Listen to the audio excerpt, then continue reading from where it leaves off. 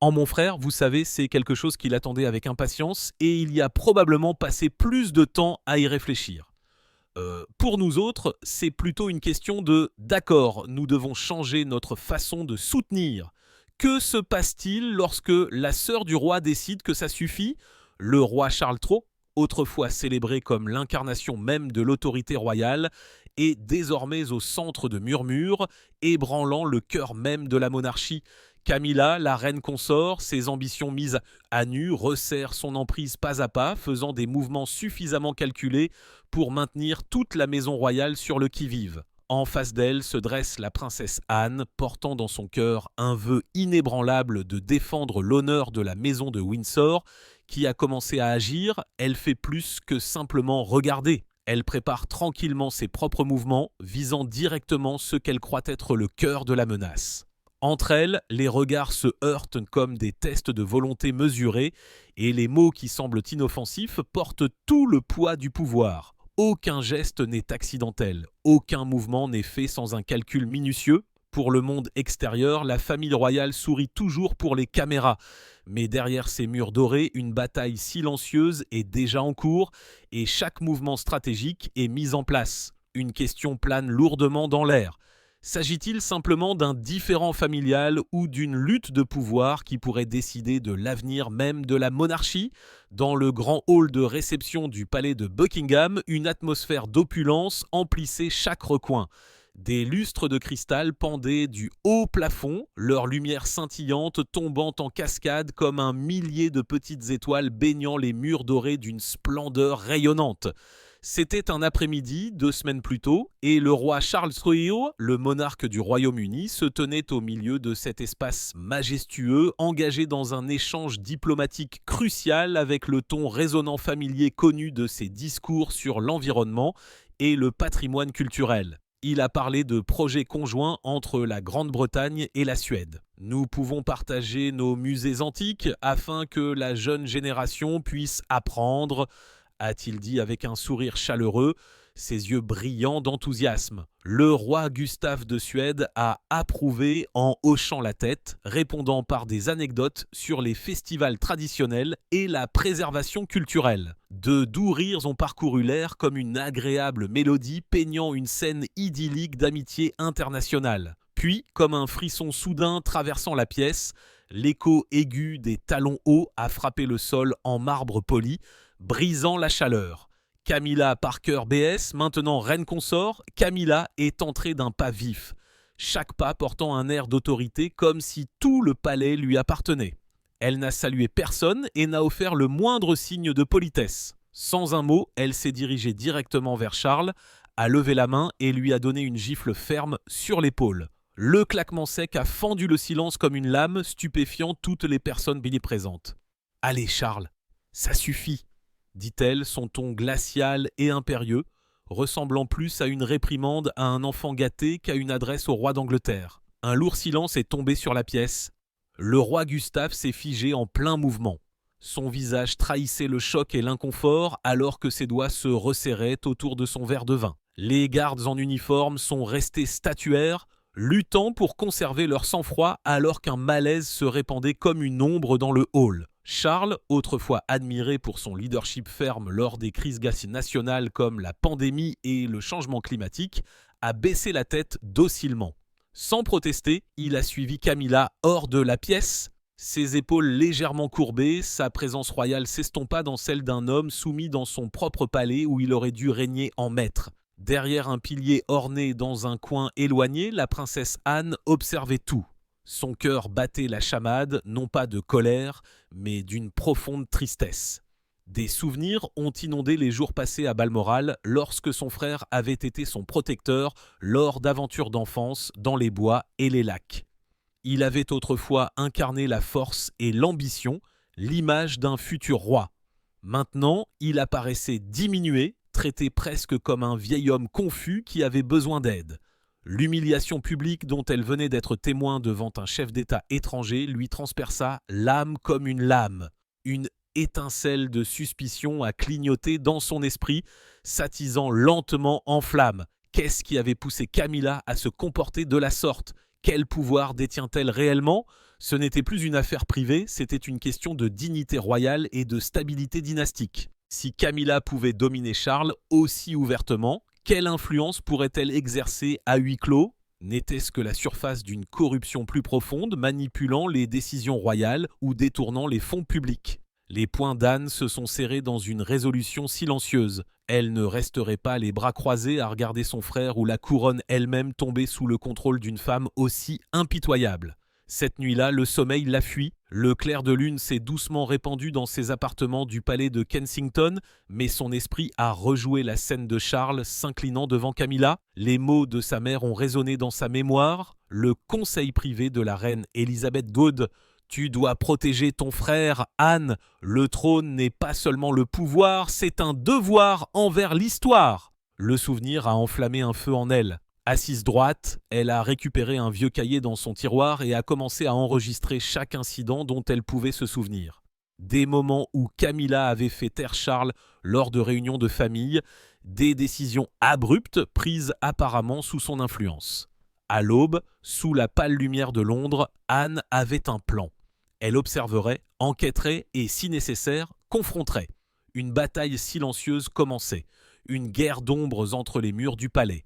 Et Anne savait une chose avec certitude, le palais de Buckingham, longtemps l'emblème de la stabilité, ne serait plus jamais le même.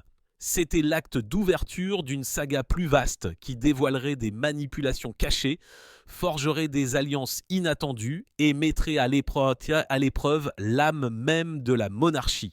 Une semaine après la fameuse scène diplomatique au palais de Buckingham, les membres de la famille royale ont fait face à un autre événement de grande envergure, un événement caritatif télévisé à l'échelle nationale pour les enfants vivant dans la pauvreté, diffusé en direct par la BBC et d'autres grands médias.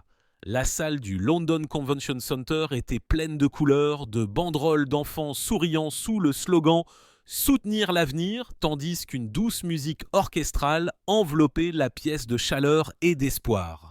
Des rangées de sièges remplies de centaines de participants, des chefs d'entreprise impeccablement vêtus aux enfants portant des vêtements neufs. Charles et Camilla sont arrivés ensemble, souriant comme l'image d'un couple royal parfait. Pourtant, depuis la rangée réservée de la famille royale, Anne, toujours troublée par l'incident de l'épaulette, observait attentivement, cataloguant chaque mouvement derrière la façade polie, en laquelle elle n'avait plus confiance. Camilla avait été affectée au comptoir de service, un clin d'œil symbolique à l'humilité royale, suggérant que même les privilégiés étaient prêts à servir. Dans une robe bleu pâle élégamment coupée, des perles scintillant sous les lumières, elle avait l'air calme et accessible pour les caméras.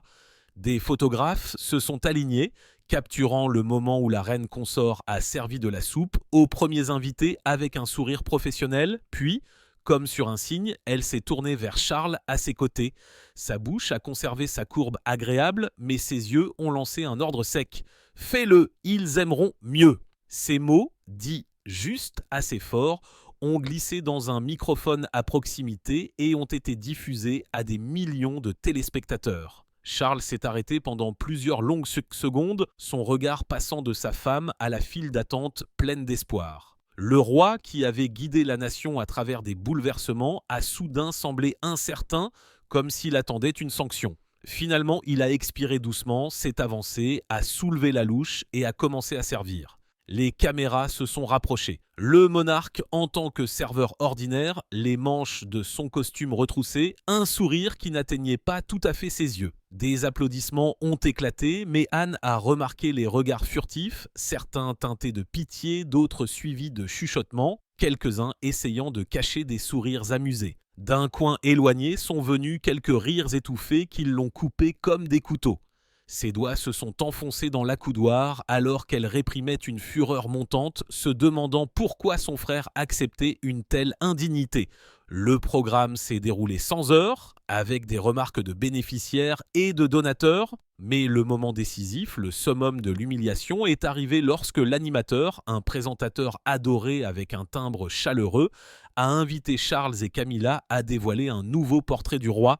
Le cadeau des organisateurs était une imposante peinture à l'huile, Charles en tenue d'apparat, un symbole de leadership inébranlable. Le public s'est tu. Les yeux fixés sur la scène, Charles se tenait devant la toile drapée, la main sur le cordon. Au lieu de procéder, il a regardé Camilla, attendant clairement. La pièce s'est resserrée, le temps s'accrochant à la trotteuse d'une horloge invisible. Avec un léger haussement de sourcils impérieux, la permission accordée, Charles a tiré sur le cordon. Le portrait a émergé, grandiose et impressionnant. Pourtant, le moment avait été terni par le contrôle visible de la permission, incitant des millions de téléspectateurs à se demander quelle était la véritable force derrière la couronne. La poitrine d'Anne s'est contractée comme dans un étau. La colère et la crainte ont déferlé comme une tempête. Charles était-il géré au point d'abandonner sa volonté ? Elle se souvenait des rumeurs en ligne sur sa santé, des murmures de déclin cognitif, voire de symptômes semblables à ceux de la maladie d'Alzheimer. Mais Anne, de toutes les personnes, connaissait la vérité. Son frère n'était pas intrinsèquement fragile. Il était dirigé par une femme calculatrice qui avait attendu des décennies pour obtenir cet ascendant. Ce n'était pas un incident isolé, c'était la preuve que Camilla le transformait lentement en une marionnette. Si elle n'était pas freinée, les dégâts pourraient mettre toute la maison royale à genoux. Cette nuit-là, à la faible lueur de son bureau au palais de Kensington, une seule lampe de bureau projetant un cône sur des papiers empilés, Anne a convoqué un assistant de confiance, un grand homme qui avait servi la famille pendant plus de 20 ans. « Je veux tout sur Camilla », dit-elle, la voix calme mais inflexible. Ce qu'elle a fait, qui elle a rencontré, ses transactions, chaque détail, et vite. Il inclina la tête, comprenant les enjeux, et se glissa dans l'ombre du couloir. Seule, Anne passa un pouce sur la bague commémorative de sa mère, un cadeau de la reine Élisabeth, portant l'inscription « Protéger l'héritage ». Sa détermination se renforça. Elle ne se contentait pas de protéger son frère. Elle défendait l'héritage Windsor contre un abus envahissant. L'enquête secrète avait commencé et elle comprenait que tout ce qu'elle déterrerait les conduirait vers un règlement de compte inévitable. Moins d'une semaine après qu'Anne eut confié à son assistant de confiance cette mission secrète, le rapport confidentiel arriva sur son bureau. Il se présentait sous la forme d'un épais dossier, soigneusement scellé dans une enveloppe en cuir marron, ne portant qu'une note manuscrite pour la princesse Anne seulement. Elle était assise seule dans ses appartements privés du palais de Kensington, la porte doublement verrouillée, de lourds rideaux tirés pour empêcher tout regard curieux. La faible lumière des bougies sur la table en noyer vacillait sur son visage, ses ombres reflétant la tempête de malaise qui montait en elle. Avec des mains légèrement tremblantes, elle brisa le sceau et en sortit le contenu. Son cœur s'accéléra lorsqu'elle tourna les pages, les chiffres et les documents scintillant sous la lumière vacillante comme des lames, chacun se rapprochant de la vérité qu'elle craignait depuis le début. La première section exposait les actions de Camilla pour faire entrer sa sœur Annabel Elliot dans le cercle restreint royal en tant que conseillère non officielle. Le rapport décrivait plusieurs réunions stratégiques de haut niveau sur la diplomatie et les finances royales auxquelles Annabel avait assisté, bien qu'elle n'ait aucun titre ou autorisation officielle. Anne a parcouru les procès-verbaux dactylographiés, son regard se figeant sur les lignes où Annabel donnait son avis sur les allocations de fonds pour les projets de rénovation du palais, comme si elle était un membre légitime de la couronne. « Comment cela a-t-il pu arriver ?» Anne murmura, les doigts se crispant autour du papier. Elle se souvenait bien d'Annabel, la même femme qui avait été engagée comme décoratrice d'intérieur pour le duché de Cornouailles. Le titre de Camilla à l'époque où Charles était encore prince, gagnant un salaire généreux grâce à l'argent public.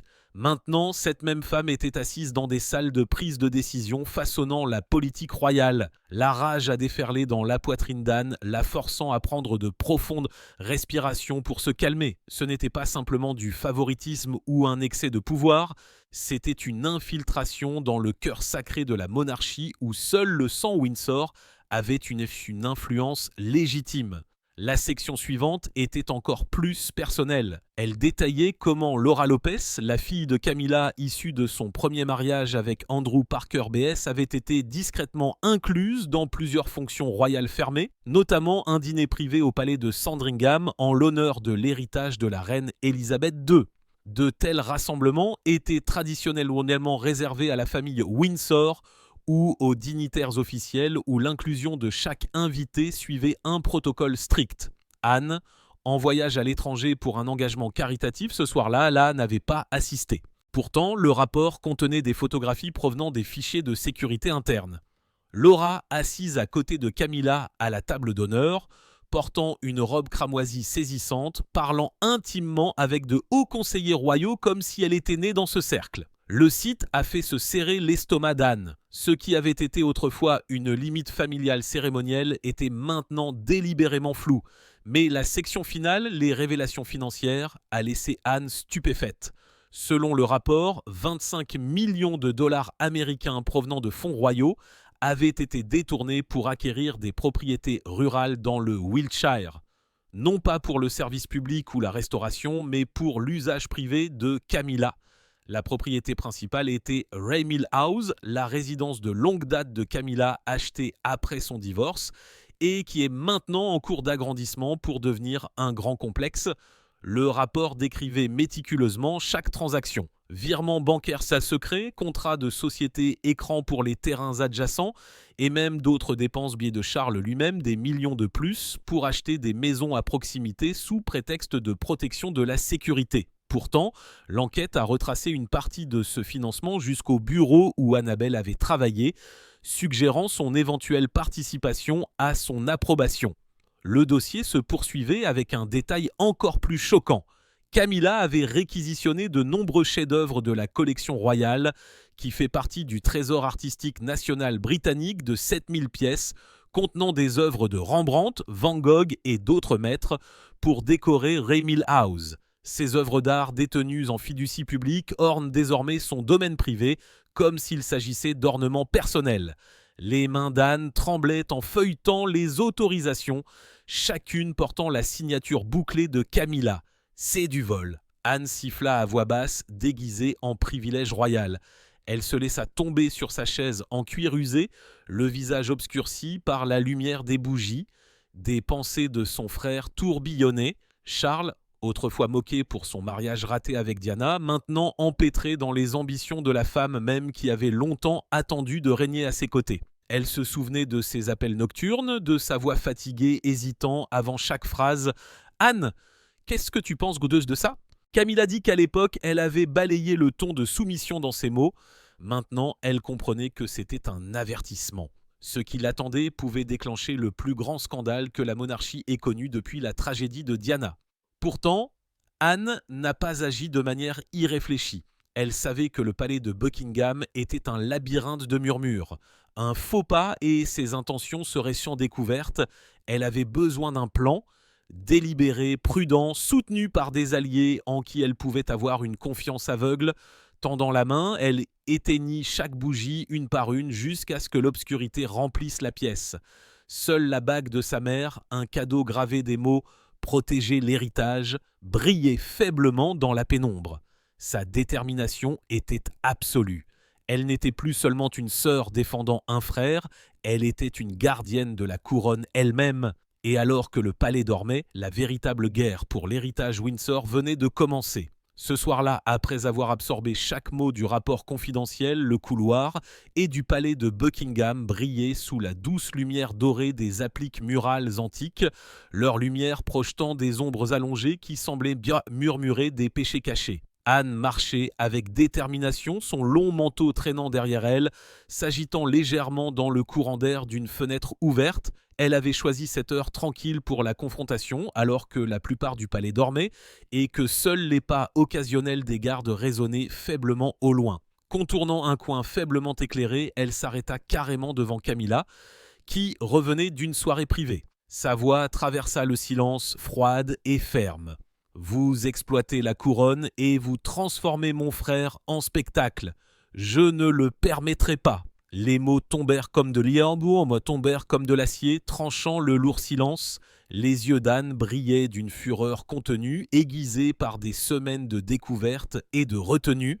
Camilla s'arrêta, croisant les bras avec un air de confiance étudié, son sourire sardonique familier vacillant. Un masque qui avait caché d'innombrables manipulations au fil des ans. « Charles a besoin de direction, » répondit-elle calmement, son ton empreint de condescendance. « Et la monarchie a besoin de quelqu'un qui sache comment la gérer. Son regard s'attarda de manière significative sur Anne, comme pour lui rappeler de vieilles blessures, cette liaison d'il y a longtemps avec Andrew Parker B.S., l'ancien mari de Camilla, source d'une rivalité tacite qui ne s'était jamais complètement estompée. Puis, sans un autre mot, Camilla se tourna et s'éloigna, le staccato de ses talons résonnant sur le sol de marbre, laissant Anne là, le cœur battant de rage contenue. Elle comprit maintenant que les mots seuls ne suffiraient jamais. Si elle souhaitait démanteler la domination cachée de Camilla, elle aurait besoin de preuves indéniables, des preuves suffisamment solides pour influencer même le conseil privé. Lorsque minuit sonna, Anne convoqua une réunion discrète dans son bureau privé avec la duchesse Sophie, l'épouse du prince Edward et duchesse d'Édimbourg. Sophie était connue pour sa force tranquille, ses cheveux dorés, son attitude calme et une réputation de fiabilité qui lui avait valu le surnom d'arme secrète de la famille royale dans la presse. Autrefois une proche confidente de la reine Élisabeth II, elle incarnait la stabilité au sein de la maison Windsor. Le feu crépitait chaleureusement dans le foyer, mais la pièce semblait tendue, la gravité du but pesant sur chaque respiration. Anne fit glisser le dossier des abus sur la table en chêne poli. « Je vais construire un scénario délicat », dit-elle d'un ton bas et délibéré. « Vous inviterez Camilla à une réunion caritative mise en scène. Faites en sorte que cela semble banal. Guidez-la dans la conversation. Posez les bonnes questions. Je m'assurerai que les réponses soient documentées mot pour mot avec des témoins de haut niveau présents. Tout, enregistrement, légalité, protection sera géré. » Sophie lut silencieusement pendant quelques instants, ses jointures blanchissant autour de la tasse de thé qu'elle tenait.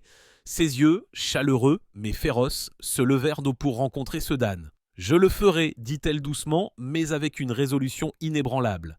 Charles mérite d'être libre. La famille royale ne peut pas être gouvernée par la manipulation. » Elle se souvenait de son propre malaise lors des occasions où Camilla avait clairement outrepassé ses droits, guidant subtilement les déclarations ou les décisions de Charles, et sa loyauté envers Anne et la défunte reine ont renforcé son engagement. Le plan commença à prendre forme comme un mécanisme bien calibré, une invitation soigneusement formulée pour attirer Camilla. Des témoins crédibles issus de cercles de confiance, des appareils d'enregistrement discrets cachés dans le décor, et enfin la présentation de preuves indéniables devant le conseil privé. Pour la première fois depuis des semaines, Anne ressentit une lueur d'espoir, une faible lumière, traversant l'épais brouillard de désespoir. Pourtant, l'anxiété persistait comme une ombre dans son dos. Si Camilla apprenait le complot ou si Charles intervenait avant que les preuves ne fassent surface, les conséquences seraient catastrophiques.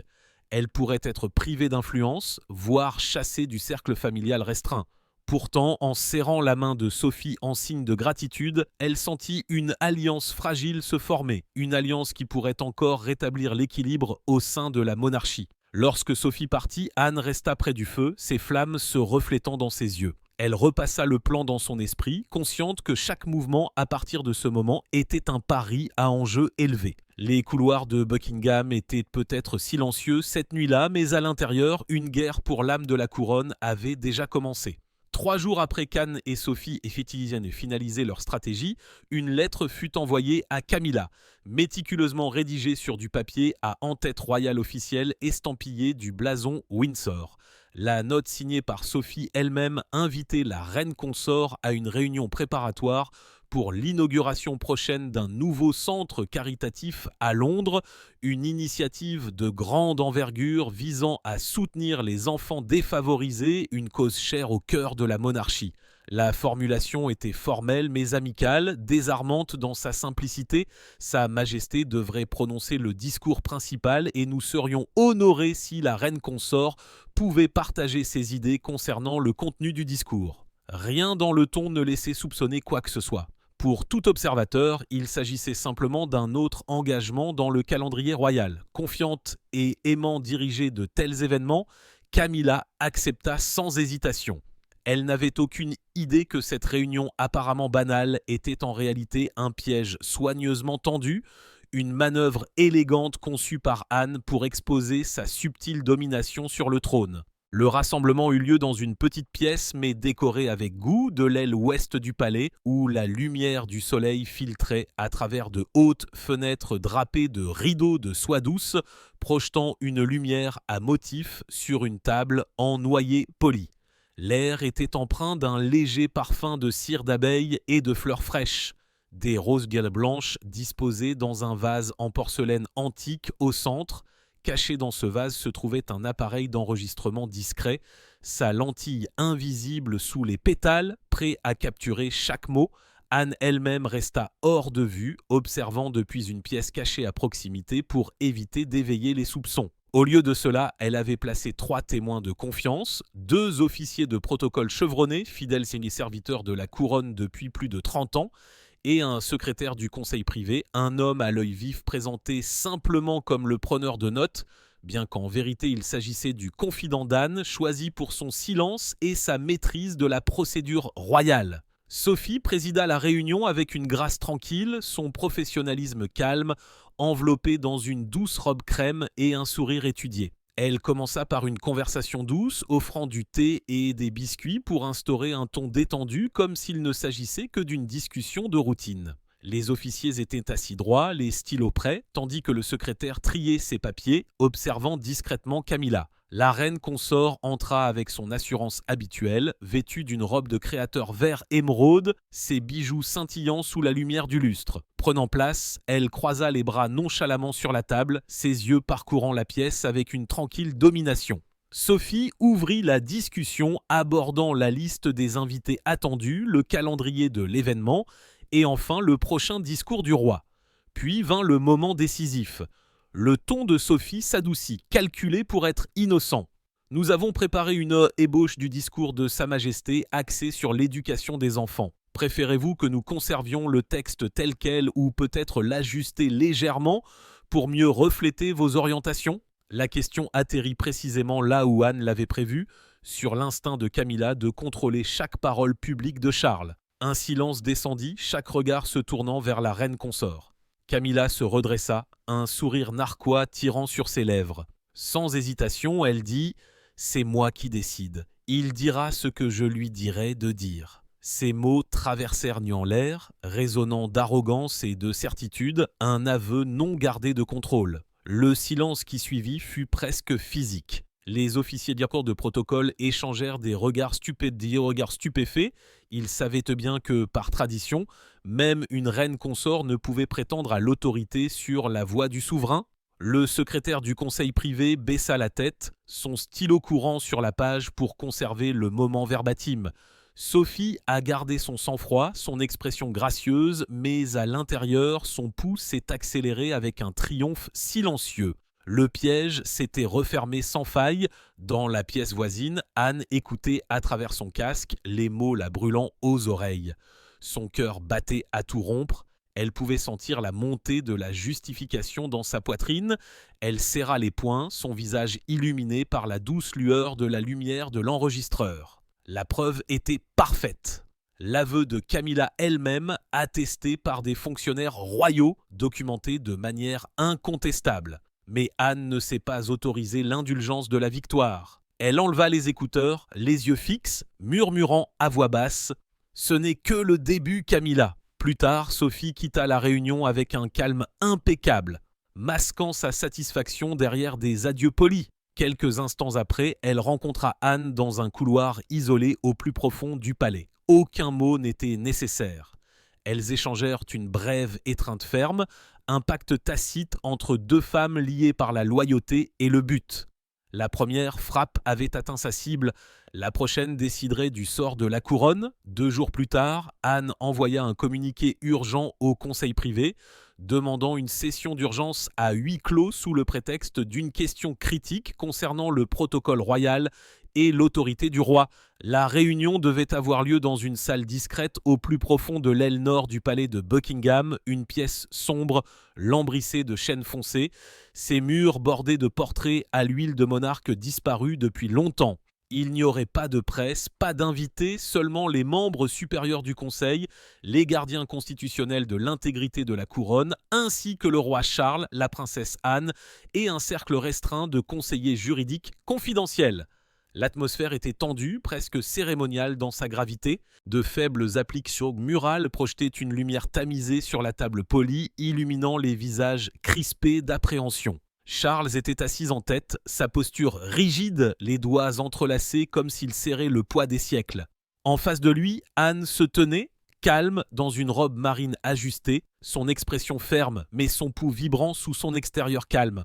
À son signal, le secrétaire du conseil appuya sur play. La voix de Camilla remplit le silence, claire, impérieuse, indubitable. « C'est moi qui décide, il parlera comme je lui dirai. » Les mots explosèrent dans l'air comme un coup de canon. Un choc se propagea autour de la table. Certains membres se figèrent en pleine respiration, d'autres échangèrent des regards inquiets, et quelques-uns murmurèrent à voix basse. L'officier de protocole principal, présent en tant que témoin assermenté, se leva pour vérifier l'authenticité de la déclaration, confirmant la date, le cadre et le contexte avec une voix tremblante qui trahissait sa conscience de l'ampleur du moment. Anne s'avança.